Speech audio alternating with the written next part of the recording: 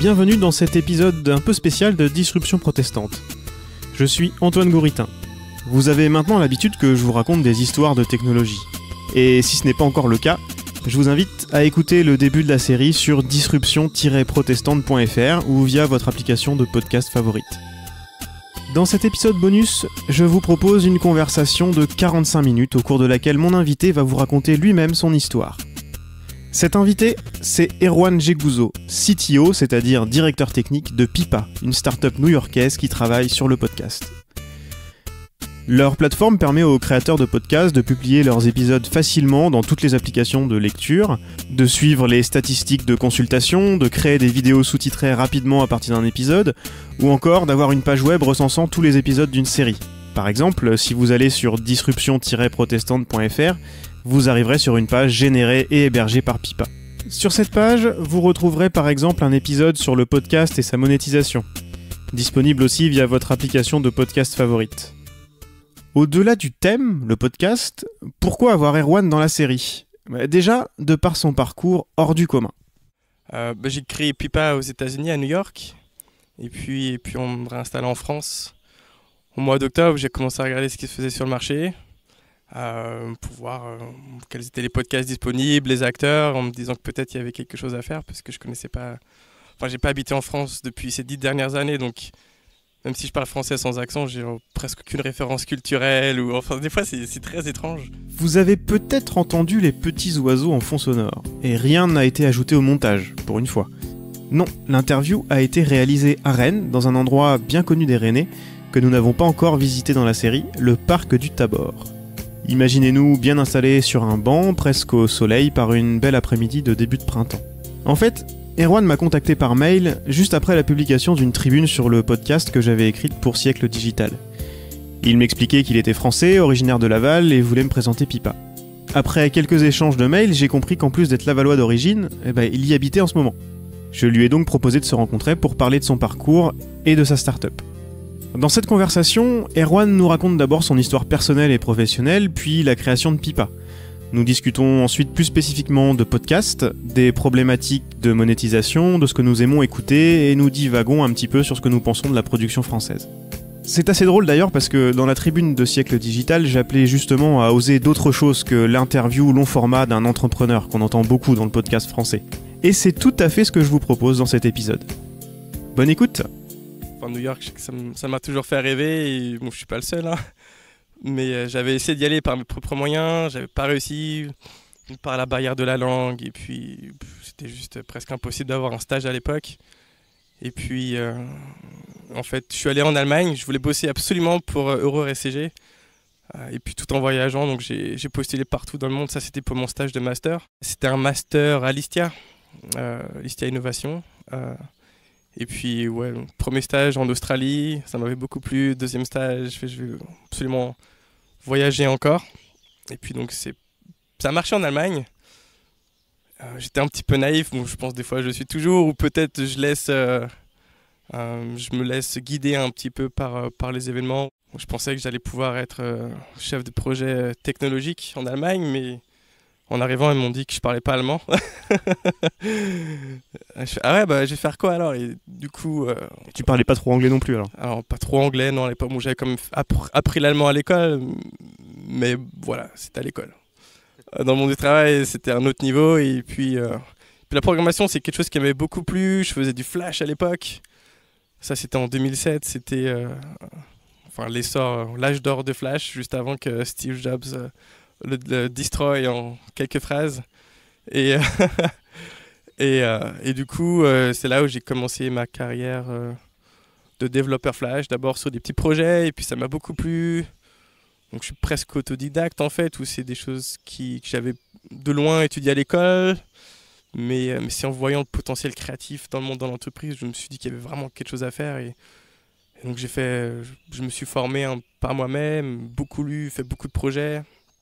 Après, je fais une rencontre, donc une américaine. On a décidé de partir à New York ensemble. C'est pour ça que c'était ma deuxième chance. Donc celle-là, je l'ai saisie. Et puis là, j'ai découvert New York avec toute son effervescence. Ouais, c'est d'ailleurs très très impressionnant J'ai fait 6 CDI en 7 ans.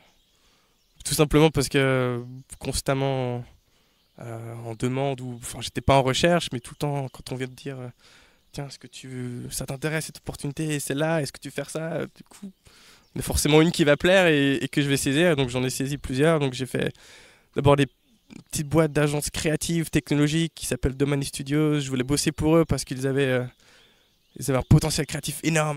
C'est une boîte que j'avais déjà suivie depuis quelques années, qui, à travers mon expérience chez Hero, donc c'était un peu mon premier rêve américain où j'ai bossé pour eux. Je me souviens m'être fait la réflexion, bah ça y est, j'ai réalisé mon rêve, qu'est-ce que je vais faire maintenant? Bon, c'était mon petit rêve à 2 balles, mais quand même c'était quelque chose qui me tenait à cœur. Et puis j'ai enchaîné chez Victoria's Secret, où du coup je voulais voir le Corporate America. Pas forcément les modèles, hein, mais... Et alors Alors les modèles, très belles conditions de travail au final, mais c'était trop grosse boîte, t'es bloqué dans tous les sens dès que t'as envie de faire quelque chose. Quelqu'un qui va te mettre pas des bâtons dans les roues, mais peut-être par le manque de réactivité, c'est un peu un frein à l'innovation et aux idées nouvelles. Et donc je me suis paré, j'ai bossé pour iHeartRadio. Bon là c'était plus un changement culturel qui plaisait pas trop. Et c'est là que tu as commencé à être en contact avec le son, avec les podcasts aussi? Tout à fait, ouais. Alors le podcast c'était un peu plus tard. iHeart, ils ont vraiment loupé la balle du podcast, donc je m'étais même pas rendu compte qu'ils faisaient du podcast, parce qu'ils ne l'appelaient pas podcast de toute manière. Ils font quoi pour ceux qui ne connaissent pas? Alors iHeartRadio, c'est un concurrent à Pandora, mais c'est pas ouvert en France, donc un concurrent à Spotify, où c'est la radio en ligne. Donc le modèle est un peu différent, mais en gros ça permet d'écouter du son chez soi. Et puis donc là on était 2 à avoir refondu le site web iHeart.com. Donc c'était un gros projet. Et donc ouais, première expérience dans le son. L'idée me plaît bien, puisque bah, bien sûr j'écoute la musique. Et puis de développer un produit que j'utilisais déjà, je trouvais que c'était une expérience assez formidable de pouvoir avoir un impact. Et puis après, donc du coup, ouais, tu vois, j'ai quand même pas mal enchaîné. J'ai bossé pour une jeune start-up dans l'intelligence artificielle à New York, où je me suis fait contacter par un ingénieur français. On a bien accroché, j'étais bossé là-bas pendant 1 an. J'en dirai pas plus, mais ça s'est terminé en bon terme au final. Et puis j'ai enchaîné sur Pipa, où j'ai rencontré Simon Marcus, mon cofondateur. Et puis l'idée, voilà, il avait besoin d'un ingénieur web pour tester la faisabilité de son idée qui tourne autour des podcasts. Ça m'a branché tout de suite. Comment t'es arrivé au podcast, toi, d'ailleurs?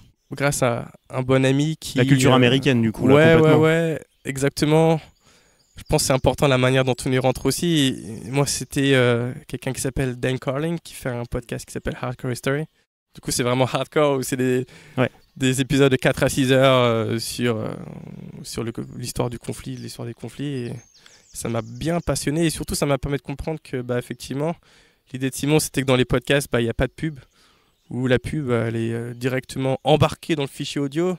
Et ça me semblait complètement dérisoire, en fait, et obsolète à l'idée, enfin à l'ère d'aujourd'hui, où voilà, t'as du Spotify, du iHeartRadio, où ils ont déjà réussi à monétiser le contenu audio. Pourquoi est-ce que ça se fait pas encore sur les podcasts? Et comme je te disais, je crois que je suis rentré le soir et j'ai commencé à bosser dessus, en me disant que bah, si j'arrivais à créer une solution qui marche, ça nous permettrait peut-être d'aboutir à une start-up. Et puis au final, très bonne entente avec Simon. Donc lui, il n'est pas technique du tout, mais c'est quelqu'un que très tôt j'ai beaucoup admiré. Donc il a bossé chez TED Talks, et puis je trouvais qu'on était vachement complémentaires. Moi, je pouvais créer le produit, la technique, et puis il allait nous vendre, chercher des clients, faisait un peu de design, bon bagou, le gars très intelligent, et on s'est embarqué pour l'aventure. Ouais. Et donc le départ, c'est vraiment l'idée de la pub, alors? L'idée de départ, c'était d'amener la monétisation sur le podcast. Aider les créateurs de contenu à pouvoir gagner un petit peu de thunes. Tout simplement, par exemple, pour rembourser les frais de matériel, pour pouvoir... voilà, des fois, il y a des déplacements, un petit peu tout. Donc, tout dépend des podcasts, hein, mais au moins pouvoir payer le temps qu'on y passe sur sa passion. On va reparler un petit peu du produit. Après, j'ai quelques questions pour toi. Je voulais finir sur l'aspect peut-être un peu plus parcours personnel. Parce qu'on dit, là, on se voit à Rennes. La société est toujours à New York. Tes collègues sont à New York. Ouais. Donc toi, tu es revenu à Laval. Ouais. Alors, pourquoi Laval ? C'est très simple. C'est parce que je viens de Laval. Sinon, je pense que, à moins d'avoir une bonne raison, je pense que ça n'aurait pas été une ville de choix, tout simplement parce que en cours de développement agressif d'une startup, c'est important d'être là où il y a des acteurs du domaine. Il y en a très certainement à Laval, mais tout se passe à Paris, tout simplement. Et je m'en rends compte tous les jours, et donc c'est pour ça que j'y vais régulièrement. Ou à Rennes aussi, comme on découvre à l'instant là. Et donc Laval, tout simplement parce que mes origines. Mais l'équipe est restée, donc on est 4. L'équipe est restée à New York, et puis au final ça marche très bien. Je pense que tout dépend de la manière dont on perçoit les choses, et puis les actions qu'on choisit de faire dans sa vie, dans le sens où Laval, ça aurait très bien pu être un killer pour moi, où j'aurais pu peut-être baisser les bras, ou me dire voilà, il n'y a rien, ou ma vie a changé, j'ai plus envie, je tourne la page, mais non, en fait, en créant sa propre réalité presque quelque part, en s'en donnant les moyens, on peut y arriver. Et puis tout ça dégage des synergies parfois, ou dans le sens on est à fond là sur le customer support. Donc je sais pas si tu as vu, là, il y a une petite bubble de chat, et donc bien sûr on a de plus en plus de clients, ça nous prend de plus en plus de temps, mais c'est quelque chose qu'on a pris à cœur de faire, c'est d'être proche de nos clients, de pouvoir les aider, bien sûr quand ils ont des questions, pour les convertir. Ou j'allais te demander, tu as eu quelques questions, ouais. Tu as pu voir que dans l'heure j'étais là. Je t'en parlerai tout à l'heure, j'ai un petit souci technique que j'ai vu ce matin, il faut qu'on en discute. Très bien, pas de problème. Je me suis dit que je verrais ça avec toi, c'est bien au moins.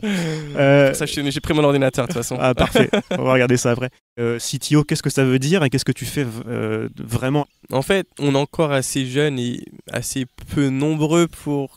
Le CTO, c'est Chief Technical Officer, donc c'est le gars qui s'occupe de la tech. Voilà, ça c'est le rôle de base. Donc c'est le gars qui s'occupe de la tech. Je suis plus le seul, mais donc ça dépend de l'échelle. Je veux dire, si tu as plus par exemple de des ingénieurs sous toi, bah, peut-être que tu vas plus du tout coder, tu vois. C'est plus l'aspect managérial. Mais à un autre niveau encore, tout dépend des jours, mais je pense que je programme encore peut-être à 50%. Mais c'est une collaboration qui se fait avec les autres ingénieurs pour faire évoluer le produit. Et c'est pas une dictature de la technologie par le CTO, c'est plus quelque chose qui soit peut-être à l'américaine, je sais pas. Tu sais quoi, j'ai jamais travaillé en France en fait. Pour ça je te parlais des repères culturels où j'en ai pas forcément. Où j'essaie d'être présent pour aider nos gars ou les ingénieurs à créer un produit qui plaise. Et puis moi, ce qui me plaît forcément, c'est pas ce que ça correspond pas forcément aux attentes des clients, donc j'ai pas envie d'être le dictateur du produit, mais plus un support pour les aider à créer les fonctionnalités qu'on a besoin. Du coup, je suis celui qui a le plus d'expérience, donc j'ai bossé 10 ans dans la tech sur le web, et donc j'ai touché à pas mal de technologies, donc ça me permet d'avoir une compréhension pas totale mais assez bonne du web pour pouvoir bien connecter tous les éléments et prendre les bonnes décisions au niveau de l'architecture. Et puis c'est là que je base ma valeur ajoutée, où au quotidien je suis souvent interrompu par des clients, ce genre de choses, donc c'est très difficile d'être tête baissée là, par exemple dans l'intégration pour SoundCloud. J'essaie mais c'est pas toujours facile, donc je bosse beaucoup avec les gars. Par contre, ce qui était cool, c'est de pouvoir avoir créé la plateforme. J'étais tout seul au début, donc j'ai pu prendre les décisions technologiques. Donc là, on a un stack qui est complètement JavaScript. On avait un peu de Python. Alors, je crois qu'on en a remis un petit peu là, mais au final... Tu crois, t'es pas sûr ? Alors, je pense qu'il doit y avoir 100 lignes, tu vois. Juste une petite question là-dessus sur l'organisation. Est-ce que c'est pas trop compliqué, toi, de gérer ça ? Alors, vous êtes combien, 4, 5 pour l'instant? 4, ouais. C'est pas trop difficile à gérer, toi, d'ici, le décalage horaire, toi, comment vous vous organisez? Est-ce que ça doit poser quelques petits soucis des fois, j'imagine, mais comment vous fonctionnez? Je pense qu'on fonctionne de la manière, je veux dire, comme on l'a toujours fait, où en tant que CTO, déjà, je code moins.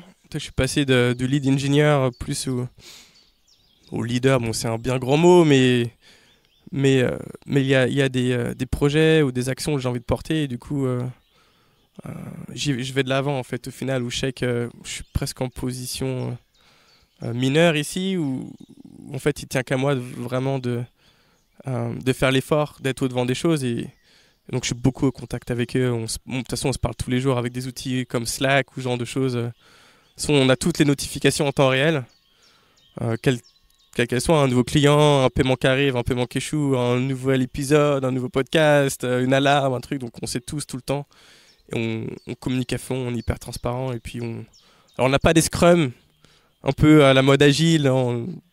On a essayé et puis au final on s'en fout. On peut expliquer peut-être un peu pour les auditeurs qui sont justement pas dans ce milieu-là, à quoi ça ressemble? Scrum, c'est un outil dans la méthodologie agile qui... l'idée de base, c'est tous les matins à 9h30, hop, avec ton petit café, chacun parle de ce qu'il a fait la veille, de ce qu'il va faire aujourd'hui, quels sont les bloqueurs, ce genre de choses, et puis ça permet de faire un point sur l'équipe. Mais on a essayé de le faire parce qu'on voulait faire bien les choses, et puis c'est comme ça qu'on a un petit peu été enseigné, mais on s'est rendu compte qu'on parle tellement souvent et tout le temps qu'au final, ça sert à rien. Et puis, de toute façon, moi, mon après-midi, c'est le matin, donc ça marche pas trop bien non plus, mais au final, cette transparence fait que même on sait qu'on est tous à fond sur le projet, on fait tous du mieux qu'on peut, on travaille tous vraiment beaucoup. Et justement, le décalage horaire, ça te pose pas un problème, toi, après, pour t'organiser sur Laval? Un peu, ouais, mais je suis à mon propre rythme. Mais l'avantage, justement, c'est que moi, je m'occupe des clients le matin, puis quand New York se lève, voilà, transition naturelle. Après, Simon arrive, dit bonjour à tout le monde, et puis se met sur Intercom, et puis ça marche de cette manière. Et au final, ça va, puisqu'on a pas mal de clients, certainement en France, mais on est aussi en Suède, en Norvège, en Suisse. Donc moi, ça me permet de m'occuper de toutes ces time zones, et puis ça marche bien. Pour revenir à Pipa, pour les auditeurs qui connaissent pas encore l'outil, alors la plupart doivent connaître parce que je te le dis tout de suite, mais donc le podcast, je vais utiliser la page Pipa pour mettre le podcast en avant. Je vais rediriger je m'en doutais. disruption-protestante.fr voilà, vers la page Pipa. Pour expliquer, on va parler un petit peu de monétisation après, puis un peu tout ce qui se passe en France en ce moment. C'est vrai que tu es au contact aussi de tout ça. Mais tout simplement expliquer très basiquement l'hébergement de podcast. En gros, pour expliquer aux auditeurs le problème du podcast. Alors, l'avantage et le problème du podcast, l'avantage c'est que c'est facile finalement à diffuser et à publier en ligne. Le problème après, c'est de le retrouver aux bons endroits et surtout pour les gens qui écoutent. Et jusqu'ici, alors il y a d'autres plateformes qui permettent. Le premier truc moi qui m'intéressait dans Pipa, c'est justement tu as une interface qui te permet de publier tes épisodes avec du contenu, avec tout ce que tu veux avec. Mais de le publier à un endroit, et après il y a des intégrations assez simples qui permettent de le publier partout en même temps, et tu l'as publié une fois et t'es tranquille. De ce côté-là, vous, j'imagine que c'était un des points de départ de Pipa aussi, de se dire de simplifier ça aussi pour tout le monde. Et qu'est-ce qui vous différencie d'autres plateformes? Il y en a d'autres qui permettent de faire la même chose. Qu'est-ce qui est différent? Ouais, alors, donc là c'est beaucoup de questions en une, mais je crois une des forces, il y en a plusieurs. Au final, la manière dont on distribue un podcast, c'est un peu comme quand tu as un site web, il te faut un hébergeur. Donc tu passes par du WordPress ou du Squarespace, et donc nous on est un peu sur ce créneau-là où c'est la plateforme qui permet d'être distribuée partout. Après, si tu regardes la concurrence, je sais que SoundCloud est encore beaucoup utilisé, un peu par défaut, puisque c'est pas forcément une plateforme de podcast, mais il publie au format RSS, ce qui se fait traditionnellement, donc par défaut, beaucoup se sont intéressés, et puis ils ont aussi un player qui est très joli. Donc ça contribue à leur force. Il y a des outils très clairement qu'il manque. Genre au niveau stats, ils sont pas super robustes. Il y a aussi pas moyen de publier des épisodes dans le futur. Par exemple, juste publier sur un RSS, c'est aussi optionnel. Donc voilà, ils n'ont pas les outils comme ceux qu'on a après. Bon, il y en a d'autres, je vais pas après, tous il y a des les lister, plateformes qui sont vraiment orientées professionnelles pour le coup. Ouais. Et Alors, il y a ce qui fait la Libsyn, différence, par exemple. ce qui fait la différence, c'est les de la statistiques vieille. souvent. Ça permet aussi d'avoir des statistiques qui sont intéressantes et fiables et vraiment parce que, et du coup, ça nous emmènera à la monétisation après. Hein, c'est la suite logique. Mais c'est des statistiques qui sont ce genre de statistiques, c'est disponible sur des plateformes qui sont beaucoup plus chères à utiliser. C'est peut-être aussi ce que vous vouliez faire. Tout dépend. En général, les plateformes payantes ont quelques stats à disposition. Après, tout dépend. Mais si tu regardes bien, si aujourd'hui, par exemple, l'option pour un podcast c'est SoundCloud, une plateforme qui n'est pas spécialisée dans les podcasts, on se dit que là, il y a vraiment quelque chose à faire. Et puis surtout, alors que SoundCloud est quand même une grosse part du marché. Hein.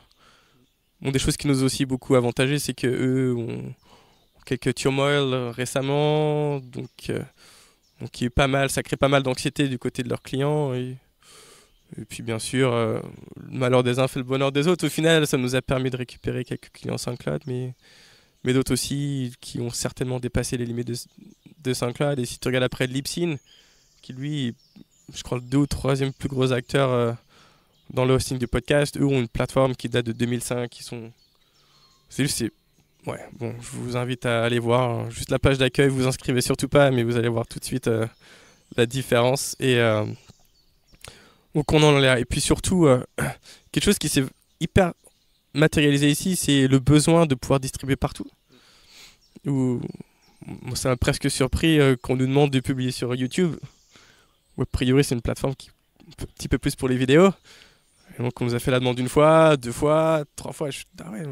Peut-être qu'on pourrait capturer quelques clients ou les aider, tu vois, à distribuer s'ils ont besoin. Donc on a fait l'intégration, ça plaît pas mal. Donc là, dès que je rentre, je vais finir celle de SoundCloud. On fait Spotify aussi, on était les premiers en France à pouvoir publier des podcasts sur Spotify. Donc ça fait pas mal de bruit, ça nous a aussi beaucoup aidé. Et pour Alexa par exemple, c'est pas encore en France, mais on le fait aussi. Et puis au final, on a une petite start-up, on travaille beaucoup, on est hyper dynamique et puis on est là pour créer quelque chose qui soit robuste et puis qui puisse distribuer partout parce que ces écoutes, après nous, on pourra aussi les monétiser. Oui, c'est ce que j'allais te demander. Alors, je voulais le garder un peu plus tard. Je garde la monétisation encore un peu plus tard. Encore. Non, attends, une question avant. Justement, il y a pas mal d'autres plateformes qui sont un peu entre deux, à pas trop savoir se positionner entre une plateforme qui met à disposition du contenu pour des auditeurs et une plateforme qui te permet de publier. Il y en a plein où tu sais pas trop finalement ce qu'ils veulent faire. Vous, forcément, vous mettez en avant les émissions qui se servent de Pipa et qui vous font forcément, ça vous fait de la visibilité aussi. Mais vous n'avez pas l'idée de faire une application Pipa, juste un player. C'est pas comment tu vois ça, toi? On a pensé. C'est pas quelque chose qu'on va faire tout de suite. Enfin, dans les médias, c'est sur la roadmap, mais je pense qu'il faut qu'on finisse ce qu'on a commencé avant. D'accord. Ouais, vous dites pas, on permet déjà de publier partout. Finalement, il n'y a pas besoin de faire un player. Non. Alors, le player nous servira à un peu fermer la boucle.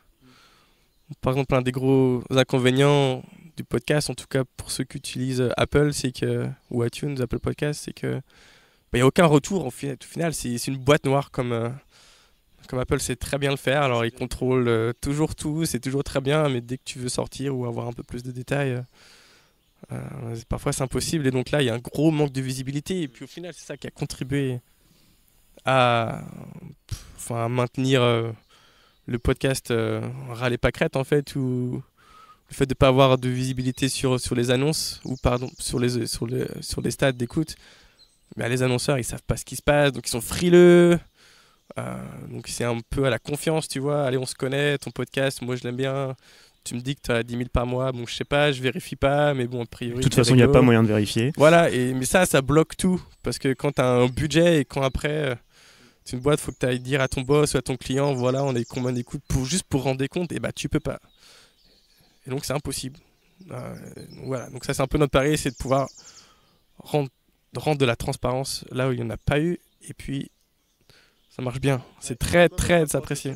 Ouais, ça a été quoi votre approche sur les statistiques justement, parce que la page de statistiques est vraiment justement, moi je jouerai la transparence quand on va publier le podcast. Je pourrais éventuellement publier une capture d'écran de ma page de statistiques. On verra, peut-être. Comment vous avez approché ça ? Il y a pas des dizaines de milliers de choses différentes, mais il y a des trucs qui sont pertinents et qui sont pertinents aussi auprès des annonceurs. À mon avis, vous avez dû avoir des retours. Ouais, alors, nous, ce qu'on a choisi de faire, c'est notre unité de mesure, c'est un peu le nombre de téléchargements par mois, où c'est quelque chose qui est facilement mis en place et quelque chose qu'on comprend aussi très rapidement. Et puis, c'était l'unité de mesure déjà un peu par défaut. Mais c'est là où on l'a décliné aussi L'idée vraiment, c'était de pouvoir donner aux podcasteurs de la visibilité sur voilà, qu'est-ce qui se passe, mes auditeurs, ils sont où, ils écoutent quoi, quels players ils utilisent, quand est-ce qu'ils écoutent, quels épisodes plaisaient mieux. Et c'était vraiment répondre à ces questions même de base en fait qui nous semblaient nécessaires. Bon, après, ça va très loin dans la technique, mais et puis c'est un projet qui est presque en continu. Et puis pour les annonceurs, c'était voilà, j'ai eu combien d'écoutes sur cette annonce. Et puis c'est ça qui déclenche tout en fait. Ça permet après d'avoir calculé un ROI et puis de savoir voilà, combien me coûtent ces annonces et puis j'ai pu toucher combien d'oreilles. Voilà, tout simplement. Ouais, c'est toujours le problème du retour sur investissement pour ce genre de choses. Tiens, une question qui me vient, on sait qu'il y a pas mal aussi d'influenceurs entre guillemets, qui arrivent à vendre de la pub aussi en gonflant très artificiellement les nombres de vues sur YouTube ou les abonnés sur Facebook ou sur Twitter. C'est quelque chose qui avait lieu aussi dans le podcast et sur lequel vous pouvez bosser ou... Alors, je pense que c'est encore trop jeune pour avoir ce genre de retour, mais je pense qu'il va y avoir quelques surprises le jour où cette transparence justement va se matérialiser. Là, très concrètement... tous les acteurs, c'est un fichier Excel qui traîne. Toi, en tant que podcasteur, tu vas dire voilà, la plateforme qui te gère, moi j'ai eu tant. Ou à ton annonceur, ou à ta régie, tu leur dis voilà, moi ça c'est mes stats. Mais personne ne va les vérifier. D'ailleurs, c'est assez marrant parce que certains appliquent déjà un discount pour dire bon, allez, parce que c'est toi ou bon, parce qu'on sait très bien que c'est pas hyper fiable, allez, j'enlève 20%, tu vois. Donc ça c'est rigolo au final. Voilà, avec toute cette technologie qui est disponible, de pouvoir encore avoir ces systèmes assez ontologiques. Mais ouais, donc on verra, là c'est encore trop tôt pour le dire, mais il y a beaucoup d'initiatives qui se mettent en place là. Beaucoup, ouais, ça change. Et côté monétisation, pour l'instant vous avez des retours peut-être plus côté américain, j'imagine. Allez, on y va. Allez, oui. En France, c'est, je suis encore le seul dans Pipa à créer cet effort. Donc là, on est encore plus en période d'accumulation d'inventaire ou de... Voilà, il y a encore pas mal de podcasts et d'oreilles d'inventaire à capturer. Donc ça, c'est plus ce que je suis en train de faire. Et puis, il y a des choses qui se débloquent. Je pense qu'il faut y aller par étapes.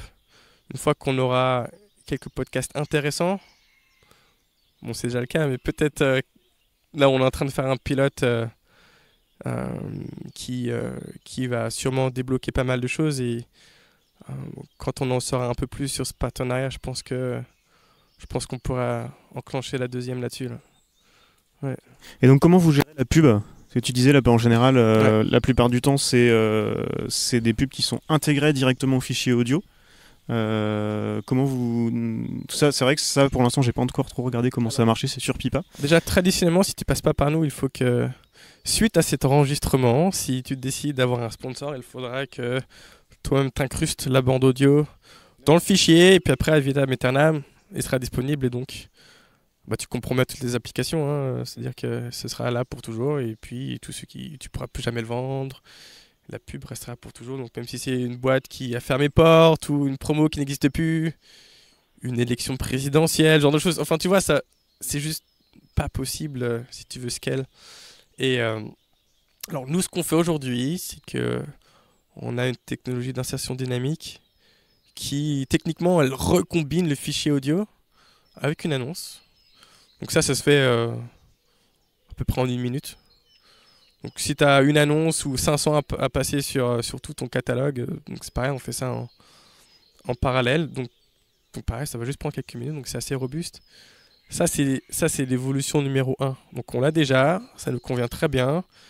Il va falloir qu'on considère une autre approche lorsqu'on aura plus de paramètres de targeting, puisque ça multiplie les permutations. Donc commence à créer beaucoup plus de fichiers à stocker. Mais on n'est pas encore là, donc on commence déjà à voir le truc venir, mais c'est aussi plus coûteux. Donc ça veut dire qu'une partie des coûts, on peut très bien s'imaginer, sera répercutée chez le client. Mais pour pouvoir le faire, il faut qu'eux puissent avoir aussi un avantage d'utiliser notre plateforme. Donc là, l'intérêt, c'est de garder les prix bas et puis de pouvoir avoir un maximum d'acteurs. Et puis on sait très bien où ça va nous mener tout ça, mais faut choisir cette priorisation. Et puis aujourd'hui, c'est pas encore quelque chose qu'on ressent le besoin. Et je voyais sur votre site aussi que vous parliez de faire aussi une place de marché avec les annonceurs. Comment vous voyez ça? Ça, on peut peut-être en parler. Super question. Alors du coup, cette insertion dynamique, elle se passe... Donc imagine, c'est un peu comme une pièce du puzzle, tu vois. Donc une fois que cette technologie existe, on peut l'utiliser de plusieurs plateformes. Et donc toi, en tant que podcasteur, tu peux l'utiliser de manière indépendante, ou si toi, tu as un acteur local qui veut sponsoriser ton podcast, toi-même, tu peux gérer ça de manière indépendante. Tu peux gérer ton CPM, voilà, le contrat. Et puis on explique CPM pour les auditeurs. C'est le coût pour 1000. Voilà. Donc c'est le coût de base de l'annonce, et puis tu multiplies par ton audience tout simplement. Et, et donc toi, tu peux gérer ça tout seul. Mais si... alors l'idée de cette place de marché, c'est que toi, par exemple, tu n'es pas forcément connecté. Et puis surtout dans l'effet long tail, en fait, où ça on l'a partout, mais il y a beaucoup de podcasts qui ont une audience plutôt intermédiaire ou pas assez forte pour attirer eux-mêmes des annonceurs. Donc l'idée de cette place de marché, c'est de pouvoir aux annonceurs, enfin leur donner la possibilité d'aller eux-mêmes chercher du contenu intéressant qu'ils n'auraient pas forcément découvert. Et puis si on passe par ces places de marché, Pipa prend une légère commission en fait. Donc ça marche plus aux États-Unis, elle est déjà en place. En France, il faut tout simplement que... C'est ce que j'allais dire, après c'est toujours le même problème de dimension du marché. C'est un peu aussi le fait la poule. C'est ça. Voilà, il faut commencer quelque part, et donc là l'idée c'est d'avoir l'inventaire pour pouvoir ensuite rendre des choses intéressantes pour les annonceurs tout simplement. Si eux ils trouvent pas leur compte, ou si c'est que des podcasts qui les intéressent pas forcément parce qu'on n'a pas rempli ces catégories, peut-être qu'ils vont pas revenir, et puis du coup on les a perdus, mais c'est des choses qui se mettent en place encore une fois, et ça va se faire, ça c'est sûr. Ouais. Et le marché français du podcast, si on peut parler encore de marché, je sais pas si on va peut-être attendre un peu avant de parler de marché, ça commence à exploser un petit peu depuis quelques mois, disons un an et demi peut-être, allez. Est-ce qu'il y a, tu sens qu'il y a un intérêt justement aussi de ce côté-là? Alors on va pas refaire, je pense qu'on a pas mal de gens qui nous écoutent qui sont pas forcément familiers encore de tous ces podcasts. Il y a des choses assez différentes qui commencent à avoir de l'audience. Tu es en contact avec ces gens-là? Est-ce que justement la partie monétisation les intéresse? Parce que je me souviens être allé au Salon du Livre à Paris il y a quelques semaines, rencontrer justement des annonceurs, et puis il y avait quelques studios aussi là pour une table ronde, une table ronde où ils ont parlé monétisation du podcast justement, mais où finalement ils ont parlé quasiment que de publicité, alors qu'il y a plein d'autres méthodes. Toi tu les sens vraiment à fond sur la pub, et du coup Pipa les intéresse? Je pense que c'est un sujet de conversation qui devient assez récurrent. L'un des moyens de faire actuellement, c'est du Patreon ou Tipsy. Ça marche beaucoup, je pense que c'est le moyen essentiel de monétisation. Après, en fait, ce qui se passe, c'est d'ailleurs très marrant, c'est qu'aux États-Unis, c'est courant de parler monétisation, et donc on est en contact tous les jours, les podcasteurs le veulent, même à un petit niveau, alors qu'en France, c'est peut-être juste moi la manière dont j'ai vu ou perçu les choses. Il y a cette volonté, mais quelque part on a peur de s'y frotter, ou on ne sait pas trop comment faire, et puis c'est un peu un gros mot, gagner de l'argent avec son podcast. J'ai l'impression que c'est quelque chose, on attend qu'il y ait quelqu'un qui le fasse d'abord pour pouvoir le suivre. Et donc ça vient, on travaille avec Louis Média, et puis eux ont clairement choisi leur stratégie, et on va les supporter à fond. Eux sont clairement dans cette optique de monétisation pour pouvoir créer du contenu dédié, de qualité. Et puis bien sûr, faut que ça tourne, et puis faut pouvoir... Et comme disait, c'est l'œuf et la poule, quoi. Il faut l'audience pour faire la pub, mais il faut aussi se faire connaître pour avoir l'audience. Eux font les choses bien.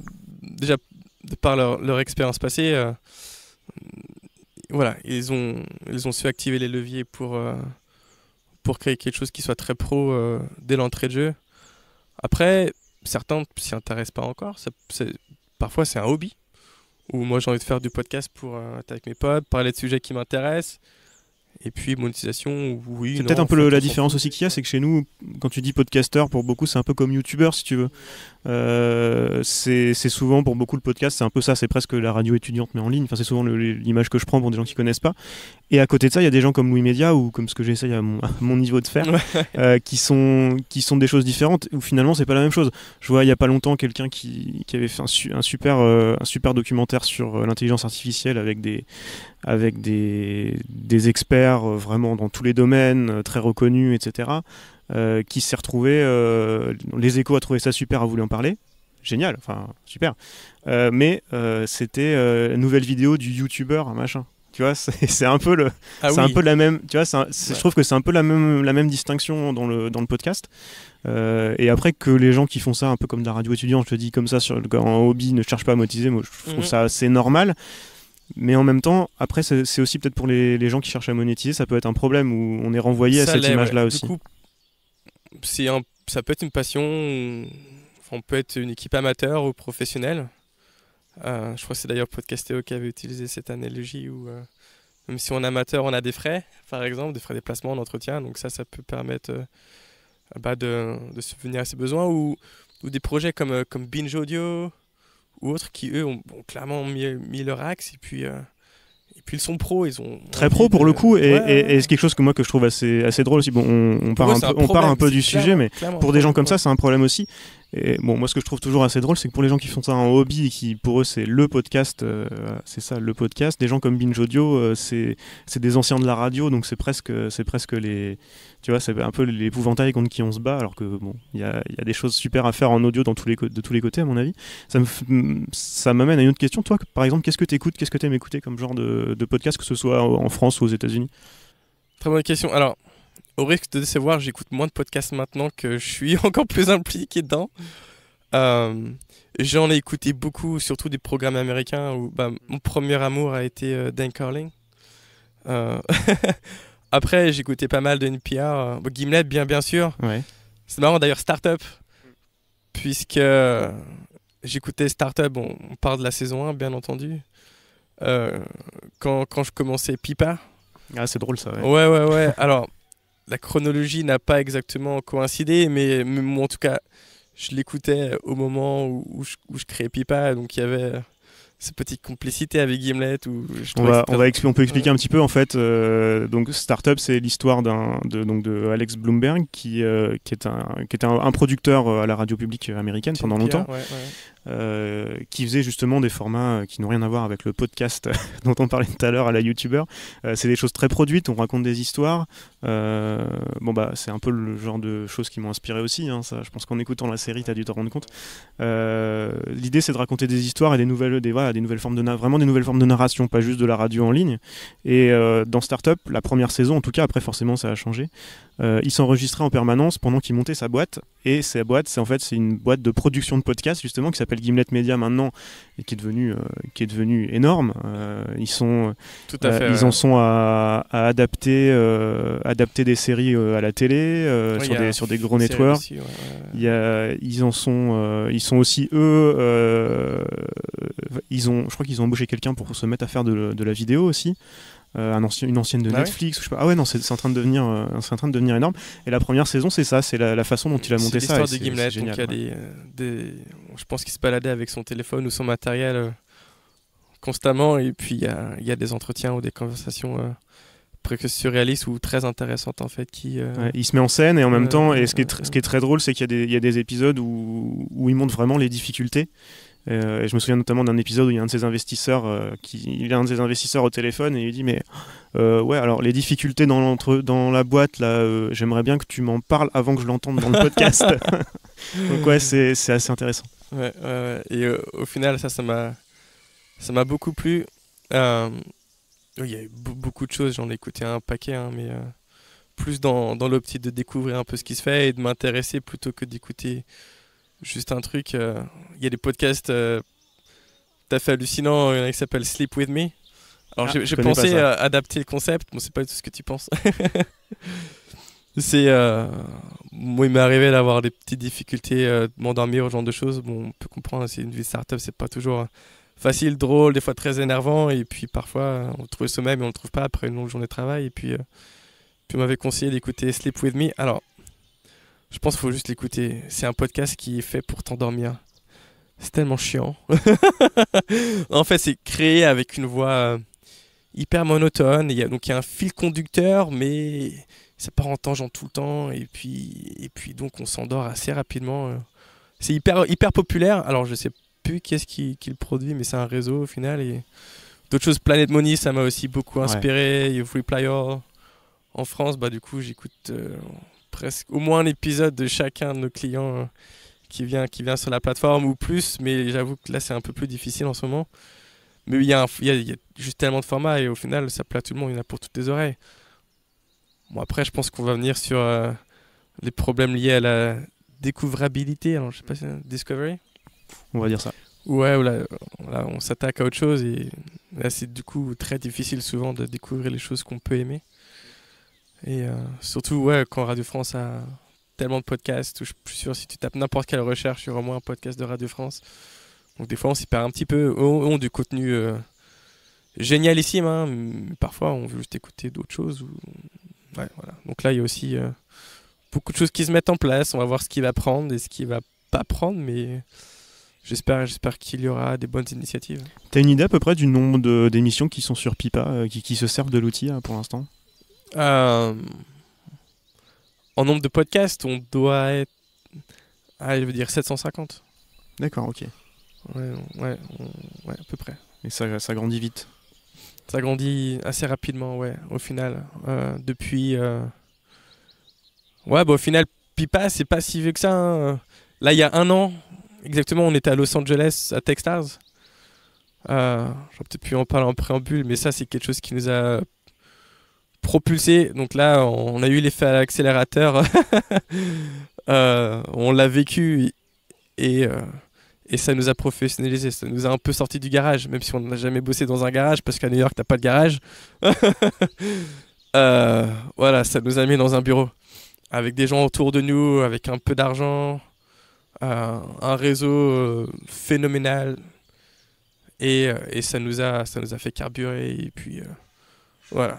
Aujourd'hui, on en est là, je pense en grande partie grâce à Techstars en tout cas. Là, si j'ai bien compris, vous mettez un peu la touche finale à tout ce qui est monétisation, marketplace, etc. C'est quoi là dans les mois pour 2018 c'est quoi l'idée? Est-ce que c'est peut-être aussi de s'attaquer à d'autres pays, non? En fait, il y a beaucoup de choses. Alors les pays, en fait, ça va peut-être être un petit peu présomptueux, mais viennent à nous. Les pays entiers viennent à nous d'un coup. Non, mais ce qui se passe, il y a beaucoup... Tu peux utiliser la plateforme en anglais facilement. Ouais. Alors, tu sais quoi, je pensais que ça allait être un frein. En France, je me suis dit, les petits Français, là, ils vont pas vouloir payer en dollars, ils vont pas pouvoir lire...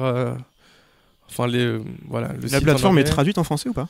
Non. Non? Ok, non, j'ai même pas fait attention, tu vois. Alors, si on me le demande suffisamment, je pense que je le ferai sûrement moi-même, d'ailleurs. Mais je crois une fois on m'a dit non, je peux pas, j'arrive pas, c'est en anglais. Si une fois on m'a dit aussi c'est en dollars, tu sais quoi, il y a des frais de carte bancaire. Donc là, je dis à la personne, tu sais quoi, on s'arrange. Bon, j'ai pas de retour, donc je pense qu'il y avait autre chose, mais au final, le fait que ce soit en anglais, et puis les podcasteurs écoutent des podcasts. Donc il y a cette communauté de podcasteurs internationales qui est peut-être pas homogène, mais qui prend connaissance des nouveaux acteurs. Et puis il y a sûrement aussi un besoin qui se fait sentir et qu'on a réussi à bien caler. Donc ça, c'est super. Et puis en France, j'essaie d'être hyper proche de la communauté parce que ça me plaît, tout simplement. C'est une bonne raison. Ouais, tout le monde y gagne, quoi. C'est quelque chose qui me plaît beaucoup personnellement, avec un produit qui a une valeur ajoutée, qui répond à un besoin. Et donc, j'ai pas l'impression d'agir comme un voleur ou un usurpateur en disant vas-y, viens, sign up, et puis une fois que tu me payes, voilà, je te parle plus, et puis tu peux pas désabonner, ou on arrête de faire évoluer la plateforme, et puis et puis on prend des vacances. Ah ouais, tu vois, non, c'est pas ça. C'est qu'on a un truc qui est légitime, et puis c'est à nous de soutenir ces croissances. Mais au final, c'est très bon pour nos clients aussi. Alors j'avais une dernière question, on ne va pas croire que c'est lié à ce que tu viens de dire juste à la fin de ta dernière réponse. Donc tu es à Laval, donc là, la boîte est complètement américaine. Est-ce que tu as des liens un petit peu avec tout ce qui se passe en France, French Tech, tout ça, les boîtes, les investisseurs? Ou alors tu es à Laval, tu travailles avec tes collègues à New York et tu n'as pas forcément de lien avec tout ce milieu-là? Alors j'avoue que je vis un petit peu dans mon monde, où j'apprécie par exemple travailler à partir de chez moi, pas avoir besoin de prendre le métro, la voiture pendant 1 heure, donc ça c'est très agréable. Mais au final, je suis en contact constant avec du monde, et même si c'est virtuel, je dirais la plupart du temps, je me déplace beaucoup et j'hésite pas à le faire, parce que ça fait aussi partie de l'aventure, et puis au fil des rencontres et des relations, on peut mettre des choses en place qui vont être profitables au court ou long terme, tout dépend. Et puis, je pense que c'est pas en restant chez soi qu'on fait forcément bouger les choses. Et puis, voilà. Tu sais, en tant que CTO, j'ai déjà passé pas mal de temps devant mon ordinateur. J'ai construit, au moins dans les premiers temps, Pipa juste avec mes propres mains. Et puis là, j'ai envie d'aller plus servir la communauté. Mais ouais, Paris, la plupart du temps, au final... c'est là où il y a la plupart des acteurs. Vous trouverez les liens vers les outils et podcasts évoqués dans la discussion dans les notes de l'épisode. Retrouvez-nous sur Twitter, @disruptionpr, pour suivre l'actualité de la série et avoir un indice sur le sujet du prochain épisode dès vendredi. Et bien sûr, abonnez-vous et laissez-nous vos commentaires sur votre application de podcast préférée.